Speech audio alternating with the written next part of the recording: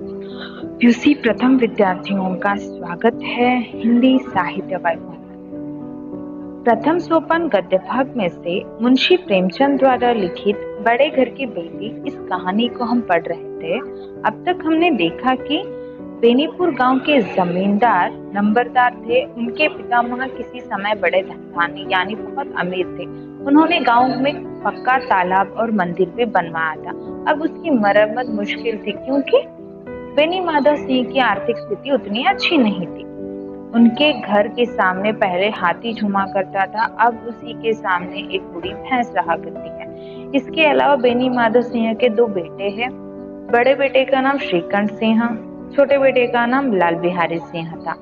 बड़ा बेटा बहुत मेहनत करके पढ़ाई किया था और बीए की डिग्री भी हासिल की थी। लाल बिहारी सिंह पहलवानी किया करता था, हट्टा कट्टा नौजवान था। श्रीकंठ सिंह इसी पढ़ाई में अपने पूरी जीवन को व्यतीत कर दिया था, इसीलिए वह देखने में उतने सुंदर नहीं दिखते थे। पहले की क्लास में हमने यहाँ तक देखा था, अब हम इस कहानी में आगे बढ़ेंगे। श्रीकंठ इस अंग्रेजी डिग्री के अधिपति होने पर भी अंग्रेजी सामाजिक प्रथाओं के विशेष प्रेमी न थे, बल्कि वह बहुधा बड़े जोरों से उसकी निंदा और तिरस्कार किया करते थे। श्रीकंठ जो था, अंग्रेजी डिग्री लेने के बावजूद भी वह अंग्रेजी समाज को मानता नहीं था, अंग्रेजी रीति रिवाजों को मानता नहीं था, बल्कि वह बहुधा बड़े जोरों से उसकी निंदा करता था, यानी विदेशी तौर तरीकों को तिरस्कार करता था। इससे गांव में उसका बड़ा सम्मान था। इसी वजह से गांव के लोग उसे बहुत गौरव देते थे।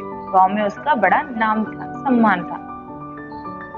दशहरे के दिनों में वह बड़े उत्साह से रामलीला में सम्मिलित होता और स्वयं किसी न किसी पात्र का पाठ लेते थे। यानी श्रीकंठ सिंह दशहरे के टाइम पे, दशहरे के समय वो उस उत्साह में बहुत खुशी से भाग लेते थे। इसके अलावा दशहरे के समय वे भी भाग लिया करते थे।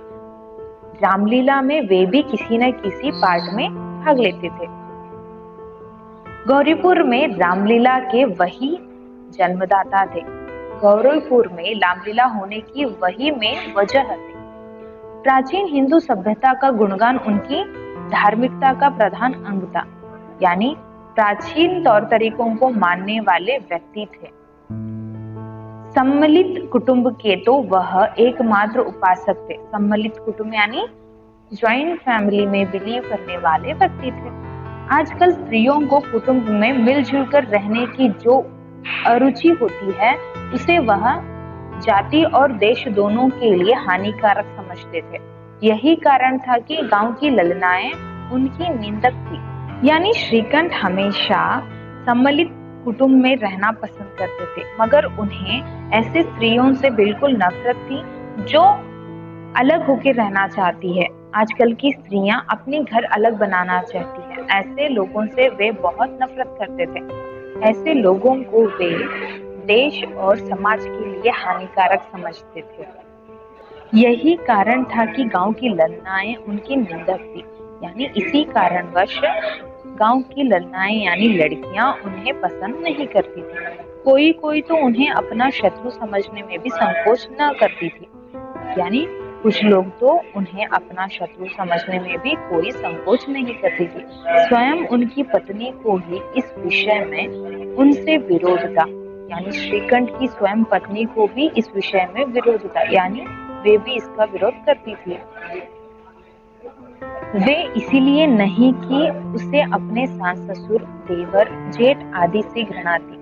वे इसीलिए उनका विरोध नहीं करती थी क्योंकि उन्हें न उनके सास ससुर, देवर या जेठ से कोई नफरत हो, बल्कि इसलिए उनका विरोध करती थी। उसका विचार था कि यदि बहुत कुछ सहने और तरस देने पर भी परिवार के साथ निर्वाह न हो सके, तो आने दिनों की कलह से जीवन को नष्ट करने की अपेक्षा यह उत्तम नहीं है कि अपना खिचड़ी अलग पकाया जाए। यानी वो चाहती थी कि घर वाले अगर बहुत सारी तकलीफें देने पर भी वो सब कुछ सहन कर उस घर में कैसे रहे। अच्छा इसी में है, भलाई इसी में है कि वे अपना खिचड़ी यानी अपना घर अलग ही बना ले।